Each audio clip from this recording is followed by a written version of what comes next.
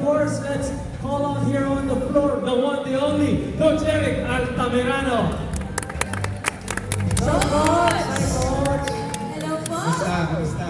Coach, medyo... Celebrated coach daw. Ay, totoo naman! Bakit Totoo may naman, tao? totoo naman. Celebrated coach talaga. Player, tapos ano pa? Huwag niyo nang pulahin si Mikey, coach. Medyo malaki na yung ulo niya masyado. Sabi lang ang Ako lang ang produkto ni Coach Eric na pinagsisihan ni Coach Eric.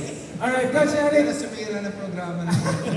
How are you, Coach? Good, I'm good. And I just want to ask you, since na may kids tayo, you've been coaching kids for so long, yan na talaga yung, kumbaga nakilala, of course, Coach Ipa lang. What's so different, or what are you most excited about when you get to coach, you know, the young ones, and yung mga future natin for basketball?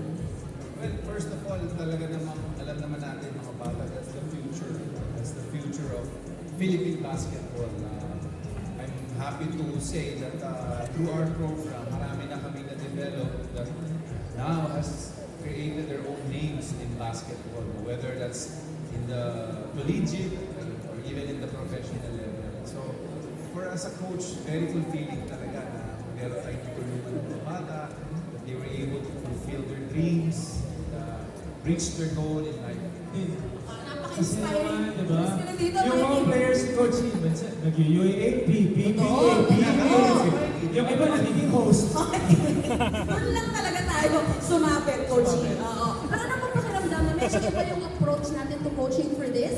Ano yung, how did you come into this? Well, definitely iba yung approach sa mga bata, iba rin yung approach sa mga professionals.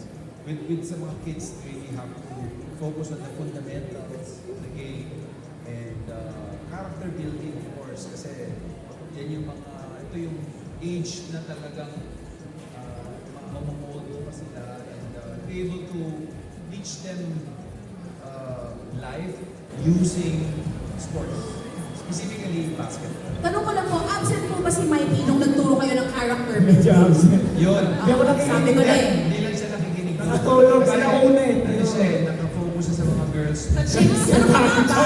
Coach Nagulong pa ba naman. tayo doon? Coach naman, problema yan, Coach. Next time pag character building, pag mag-absent Ibang ha? character ang nabib. Pero Coach, again, thank you very much for being here with us. And speaking of the kids, alam ko malaking motivation sa mga kabataan is being able to play and to learn from their basketball idols. Yung mga nakakita sa kanila, syempre. Yes. Yung mga seniors na, yung mga titos nila. So, Coach, if you can move over here kasi tatawagin na natin ang ating players to join us dito sa ating basketball camp with Coach Eric himself.